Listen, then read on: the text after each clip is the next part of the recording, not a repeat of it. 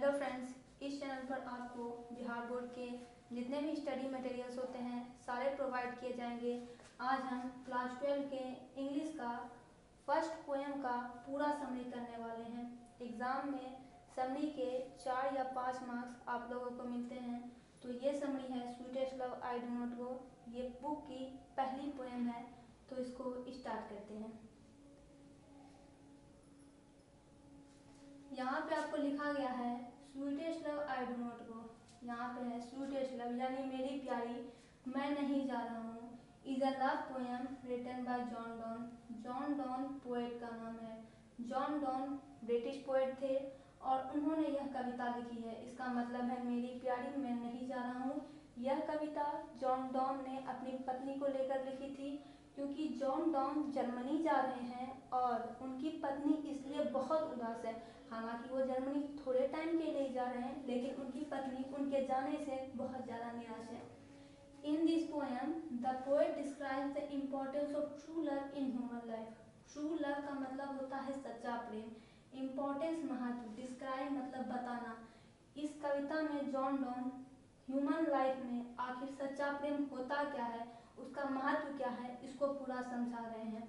The poet is going away from his beloved. Beloved यानी यहाँ पे अपनी जो उनका प्रेम है, उनकी जो पत्नी है, उनको कह रहे हैं। Away from his beloved, Germany जा रहे हैं। एक मार्क्स में ये क्वेश्चन आता है कि कहाँ जा रहे हैं, जर्मनी जा रहे हैं।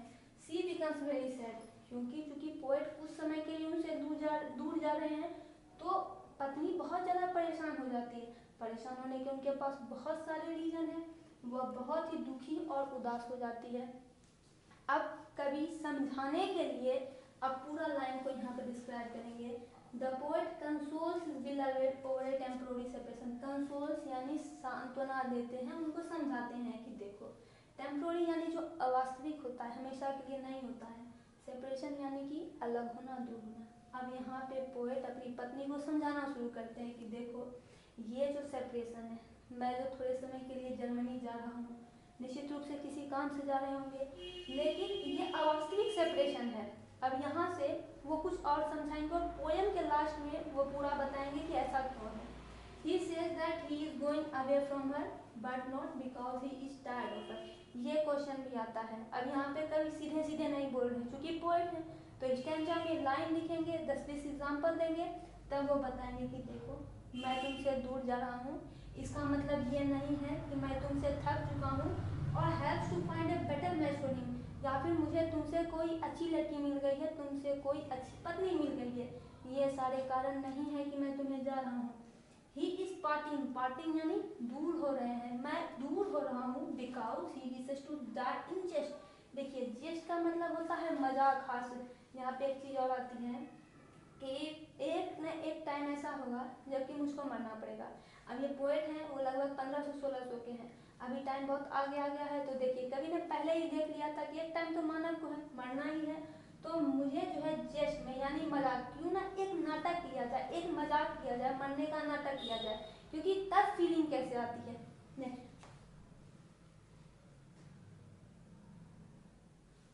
One day he has to die. एक टाइम ऐसा आएगा उनको तो मरना ही पड़ेगा, तो क्यों ना मरने से पहले ही कीप्स हिमसेल्फ हैप्पी, यानी खुद को प्रसन्न करना चाहते हैं, या फिर दूसरे शब्दों में कहें, क्योंकि एक शब्द के 1000 मतलब होते हैं, क्योंकि मरने से पहले मैं खुद को बहुत ही प्रसन्न करना चाहता हूँ, क्योंकि ह्यूमन लाइफ में बहुत सारे फ्रस्ट्रेशन है, बहुत सारे प्रॉब्लम्स है, तो मरने से पहले मैं खुद को खुश रखना चाहता हूँ, क्यों ना एक नाटक करना चाहता हूँ। द पोएट एश्योर्स, एश्योर्स का मतलब टू मेक श्योर, उसे बताते हैं his beloved that he will come back just as the sun comes back. देखिए यहाँ पे पोएट कह रहे हैं कि देखो जैसे मैं थोड़े समय के लिए जा रहा हूँ, कुछ देर के बाद तो मैं वापस आ ही जाऊँगा, कुछ दिनों के बाद जाऊँगा, वापस आ जाऊँगा, क्योंकि उस समय में 1500-1600 की बात है, तो उस समय में इतना ज़्यादा ट्रांसपोर्टेशन नहीं हुआ करता था, तो लोगों को काफ़ी थोड़े समय के लिए भी काफ़ी समय यात्रा तय करनी पड़ती थी, काफ़ी टाइम उनका चला जाता था, लेकिन फिर भी वापस तो आएंगे ही, क्योंकि यहाँ पे उनका घर है, उनकी पत्नी है। तो अब यहाँ पे वो एग्जाम्पल दे रहे हैं सन का। जब आप पोएम पढ़ेंगे, पोएम का एक्सप्लेनेशन समझेंगे, तो आपको पता चलेगा वो सन का एग्जाम्पल दे रहे हैं। देखो सदियाँ गुजर गई, जमाने गुजर गए, जो सन है वो क्या करता है, सुबह उठता है, शाम को डूबता है, यही होता रहा है, आज तक यही होता रहा है। सन से कुछ सीखो कि सन के पास ना कोई बिलवेड है, ना कोई इच्छा है, ना कोई डिजायर है। उठना है, डूबना है, उगना है, डूबना है। इतनी तेजी उसमें होती है अपना कर्तव्य पालन करने की, उसमें इतनी ललक इच्छा होती है, इतनी लालसा होती है। तो मेरे पास तो तुम हो, मेरी प्रेरणा हो, मुझे बात बात पर प्रेरित करते रहती हो। तो आखिर मैं कैसे नहीं वापस आऊँगा, मुझे तो वापस आना ही आना है। ये सन का एग्जाम्पल हुआ। He promises that he will return faster than the sun। और यहाँ पे बोल रहे हैं कि देखो, अगर सन और पोएट दोनों को बराबर दिया जाए तो यहाँ पे बात जमेगी नहीं। इसलिए पोएट जो है खुद को एक लेवल आगे बता रहे हैं कि देखो उनके पास कुछ नहीं है, तब भी वो इतना तेज है, तो मेरे पास तो तुम हो। तो साफ है कि मुझे उससे थोड़ा ज़्यादा तेज होना चाहिए। तो मैं सूर्य से भी जल्दी अपनी यात्रा पूरी करूँगा, वहाँ जो काम मैं करूँगा और तुम्हारे पास आ जाऊँगा। He tells us that this parting is nothing। parting का मतलब अलग होना, कि देखो ये जो parting है, ये जो अलग होना, ये तो कुछ भी नहीं है in comparison to the final parting which comes with death।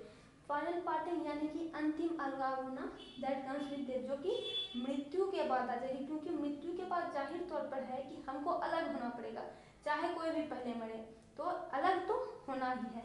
तो ये कभी ये समझाने की बात कर रहे हैं। Next, So she should not tears over his departure। departure का मतलब कि जाना, दूर होना।